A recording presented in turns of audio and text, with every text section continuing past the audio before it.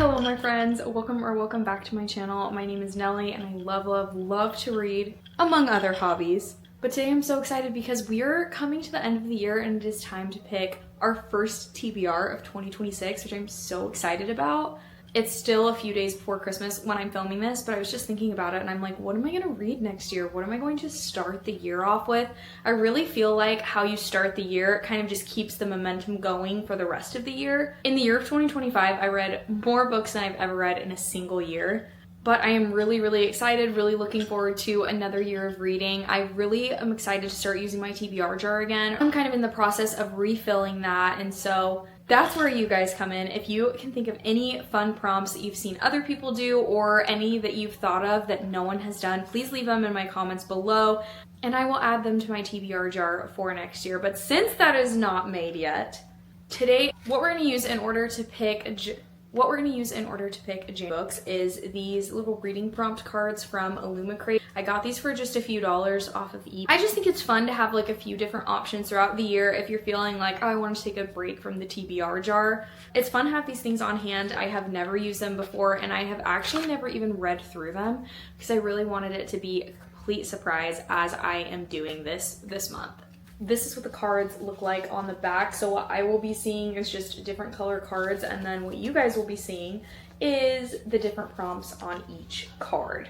I'm wearing my Throne of Glass shirt from I'll Read What She's Reading, and I am hoping for vibes like this moving into the new year of just finding some great series that I'm just gonna fall in love with and want to reread and think about for years to come. I spent about 2 hours yesterday completely redoing my shelves, and just honestly in general, what I wanted was to alphabetize them. For some reason, I just wasn't happy with the way that my shelves were flowing, and it started to really bug me. Obviously, this is my bedroom. I spend a lot of time facing my shelves since my pillows face my shelves. If I watch a show, I'm also seeing my shelves, and so I just spent some time yesterday. I really should have filmed it, but to be honest, I don't know how much fun it would have been to watch just because I was just seriously alphabetizing my shelves. So before, this used to be my entire TBR, this shelf right here, but now they're kind of interspersed throughout. I have tried to put some books facing forward that I'm interested in reading so I don't forget about them, but I also do have on my Goodreads, which if you want to follow me more in real time of what I'm reading, you can follow me on Goodreads. But on my Goodreads, I have a specific tag that says physical TBR, and there I include every single book that is on my shelves or on my Kindle that I have purchased that I would like to get to. And I am going to be updating that throughout the year, taking them off once I read them, and also will be putting them on if I buy books. But yeah, I think this has been completely mixed up, so I think without further ado, let's pick the 5 or 6 books that I am going to read in January. Okay, so obviously all I can see is colors. I'm really hoping, let me just check really quick that I think they're right side up. I haven't read any of them, but I can tell by the pattern on the back whether or not they are right side up or upside down, so that should be helpful. Let's see what color is speaking to me. For some reason, this one right here is speaking to me, so I'll show it to you guys first. Can you see that? All I can see is this. It says, a book with a one-word title. Ooh, that's a really good prompt. I'm automatically thinking of one off the top of my head that I've been putting off forever, but let me just look around really quick. Okay, I think I found just a few one-word titles. I figured I would just go through the ones that I have just to show you guys, and then I'll go into depth a little bit more on the ones that I'm really interested in right this second. So first I have Legendborn by Tracy Deonn. I actually bought this because it was $3 at my local bookstore. All I know about it is a series. I think there's currently 3 books out. I think there might be one more coming, but it is essentially a King Arthur retelling. I did buy this not knowing much about it, just based off of hype. And I have learned a few things about it that I'm worried about, which is why I haven't started it. I think mainly when we have a 16-year-old female main character, I struggle with that a little bit just because I am so much older than that. I feel like I'm not in that phase, and sometimes it can be difficult for me to put myself in that phase of a really young main character. That would also be another series I'd need to start. I also have Babel by R.F. Kuang, which I have had this for about 6 months. I've heard incredible things and I've really been wanting to read it. My one thought is it is just such a brick and it has quite small words, but from what I understand, This is a fiction book. I don't know if it's magical realism. This is another one of those that I have not heard a lot about, but I've heard incredible things about it. I know that it takes place at Oxford. There's something about translation that plays a really, really big role in this. And then it is a standalone, which I really, really appreciate. I think I'm a little bit intimidated with starting the year with a very thick, very wordy book, but that's an option. Another one I have, which I know you guys, I've put this on a few TBRs, I still have not read it, but is Atmosphere by Taylor Jenkins Reid. I think that I am going to be ready to read this come the new year, but I think I'm just have to be in the right mood for this. And mostly I'm intimidated by it because I know so many people have said that this was their favorite book of 2025. And I tend to put things off that I'm intimidated by that I've heard people say are super, super good. But I know that this is a fiction from Taylor Jenkins Reid about a woman in like aerospace science. And I want to say it's a historical fiction. I've heard really, really good things about it. One of my friends, it's like her favorite book, again, of the year. And then the last two I have is Mate by Ali Hazelwood and Lightlark by Alex Astor.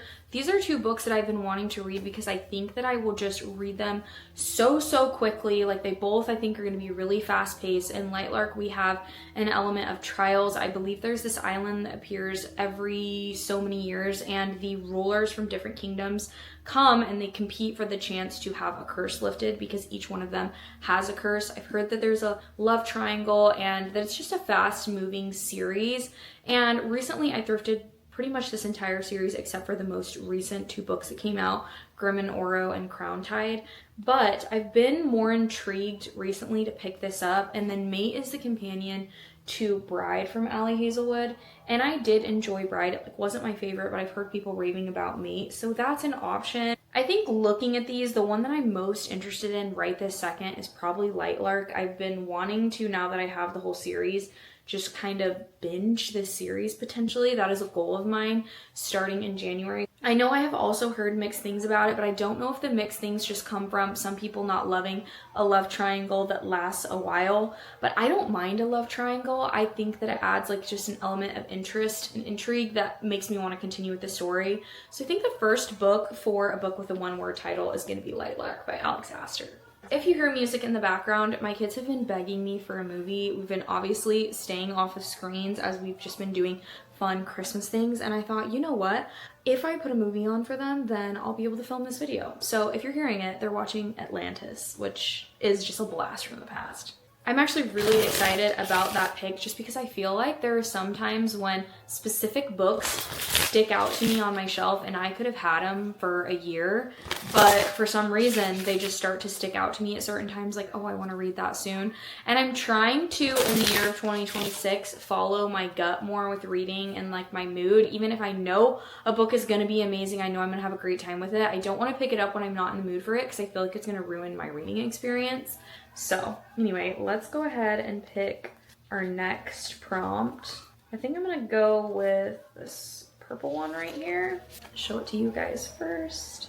An anthology or collection of short stories. Ooh, that's a problem because I actually don't have one of those right now. So we're gonna have to set this one to the side for now and pick another one. Maybe we'll pick this really pretty green one. Okay, so this is gonna be prompt number 2.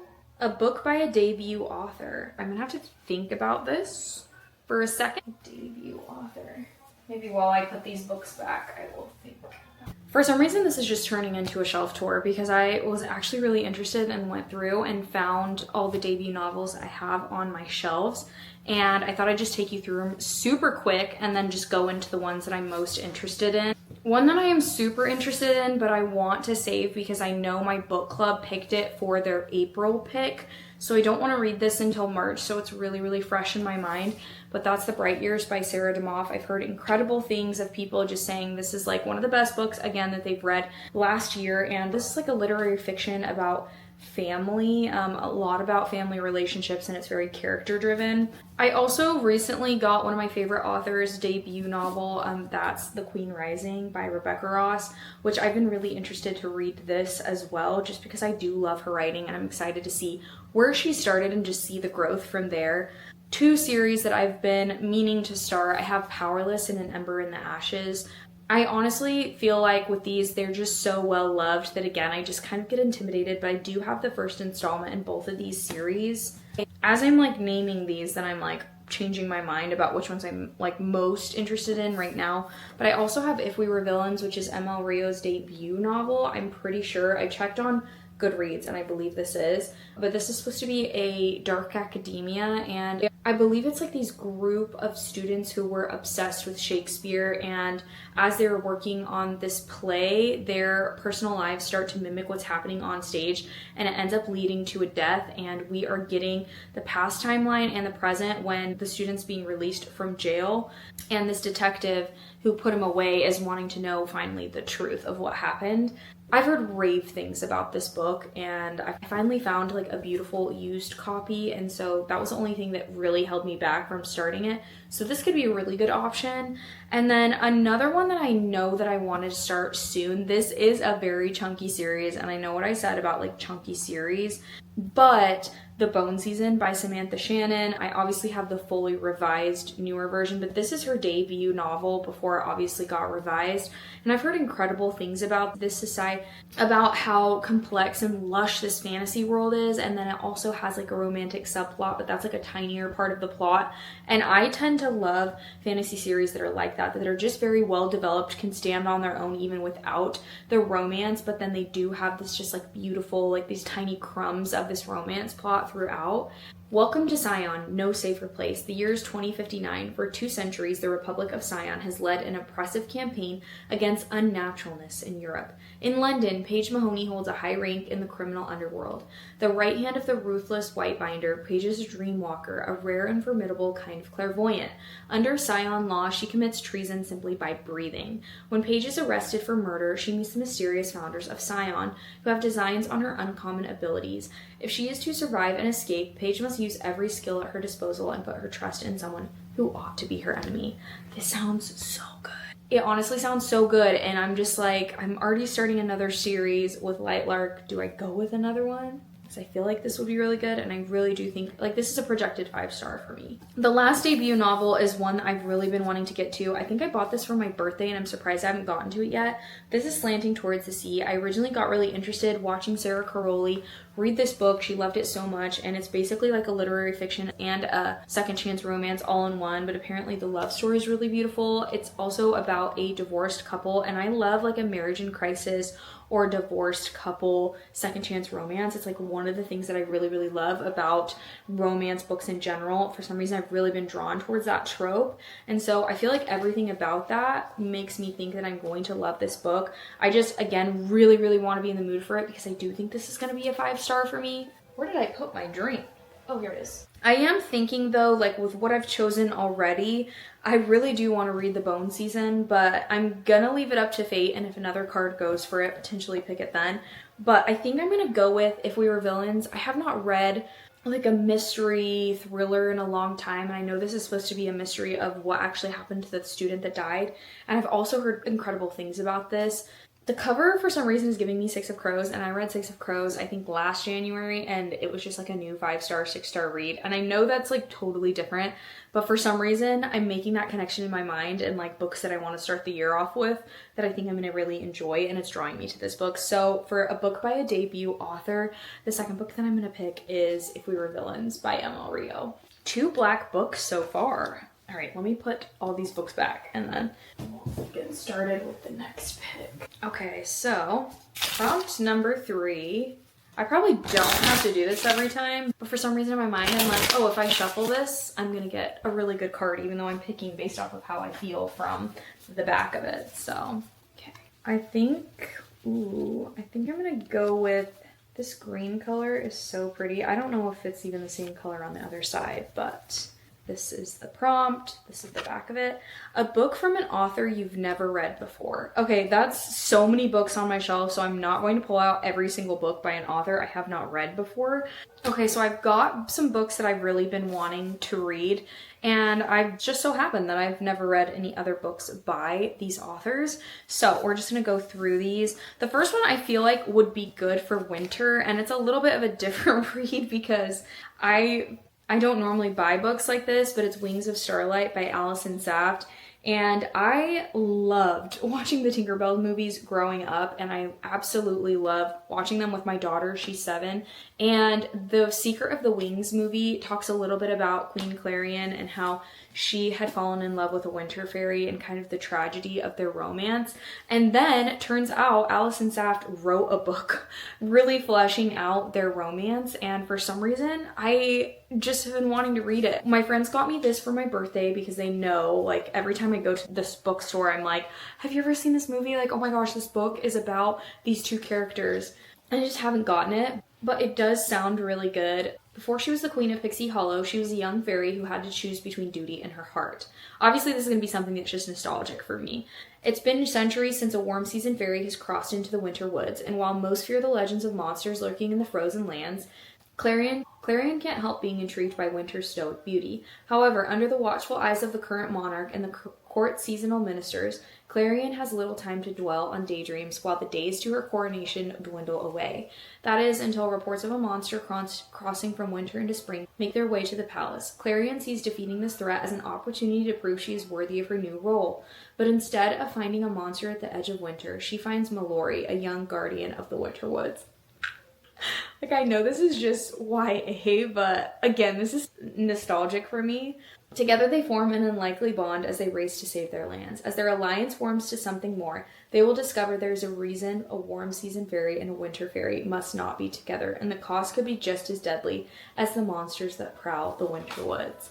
I mean, come on, the OG. I feel like movies like this that left crumbs while I was a child set me up for liking like ACOTAR and different things like that. So this is a good option. Another book that I've really been wanting to read is The Other Side of Now by Paige Harbison. And this is a magical realism, and we've got our main character who, she's a celebrity and she basically has it all, but she is just feeling like something isn't right. And so she ends up, I think, like breaking up with her movie star boyfriend and ends up going on a trip to Ireland. And when she gets there, she realizes she's living in this alternate reality where her best friend who had passed away is alive. There's one catch, and that's that her best friend isn't on speaking terms with her.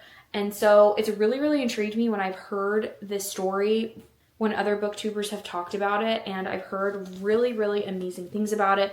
I've also heard that there is a romance subplot in this that is just so good, and it's really attracted me to it. Looking at it now, I think it's between those 2 books. The other 2 books that I pulled was a dystopian YA, which is This Is the Grace Year by Kim Leggett, and The X-Files by Jessica Joyce. But I'm feeling like maybe I should save this one more for spring and maybe save this for February, because doesn't this look like a February book? It just does. So between these 2, obviously January and February are both winter months, so if I didn't read this in January, I could definitely read it in February. And then this one doesn't really have a seasonal timeline on it.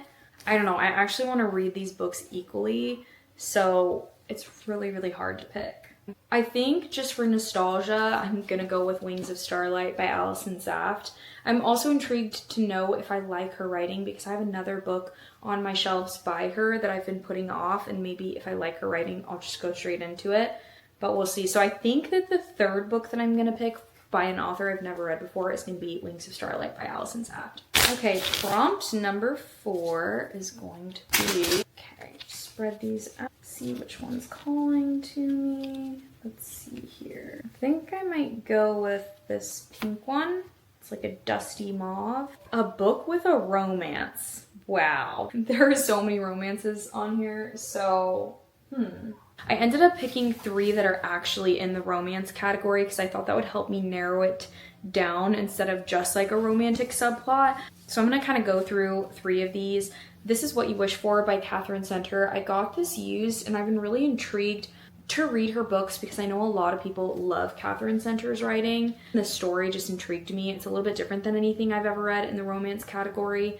Samantha Casey is a school librarian who loves her job, the kids, and her school family with passion and joy for living, but she wasn't always that way. Duncan Carpenter is the new school principal who lives by rules and regulations, guided by the knowledge that bad things can happen, but he wasn't always that way, and Sam knows it. Because she knew him before at another school in a different life, back then she loved him, but she was invisible to him, to everyone, even to herself. She escaped to a new school, a new job, a new chance at living. But then Duncan, of all people, gets hired as the new principal there. Although it feels like the worst thing that could possibly happen to Sam, it feels like the best thing that could possibly happen to the school, until the opposite turns out to be true.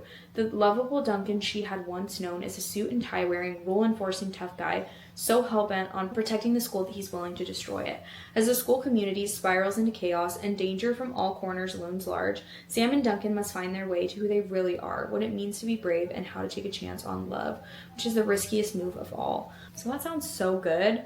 I haven't really read a romance with, like, I guess just like in a school environment.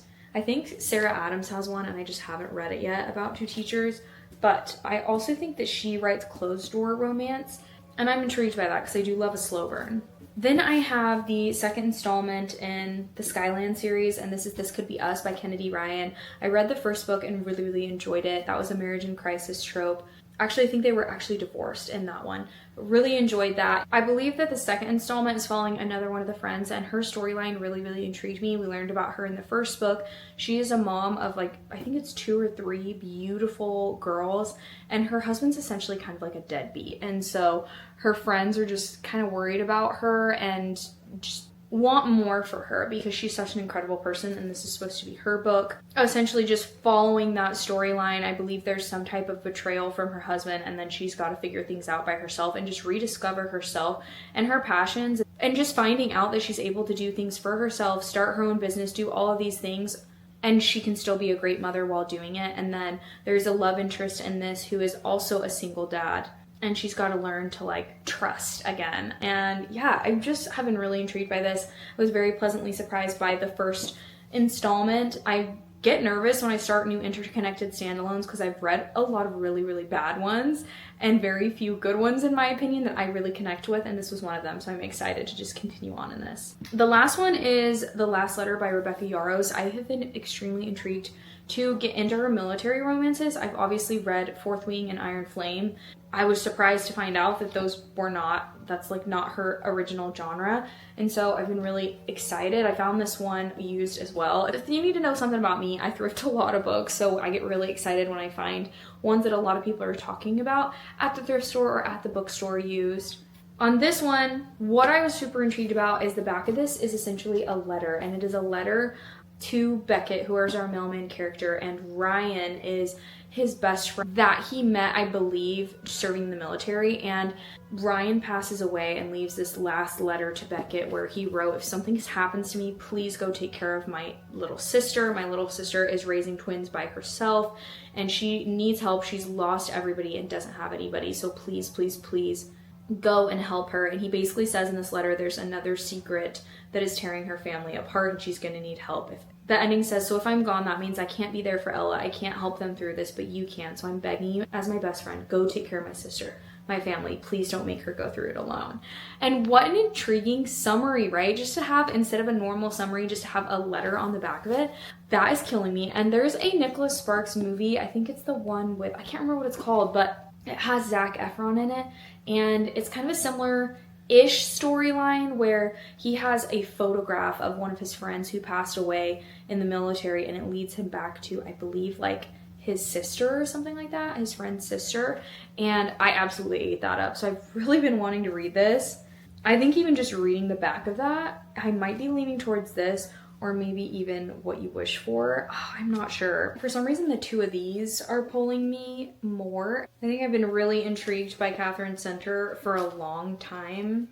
I've really been wanting to read Catherine Center, but something is tugging at my heartstrings with the letter on the back of this, so I feel like that might be a sign that I need to go with this one. So I'm just gonna go with, for a book with a romance, I'm gonna go with The Last Letter by Rebecca Yarros. This is definitely taking me in different directions that I did not expect.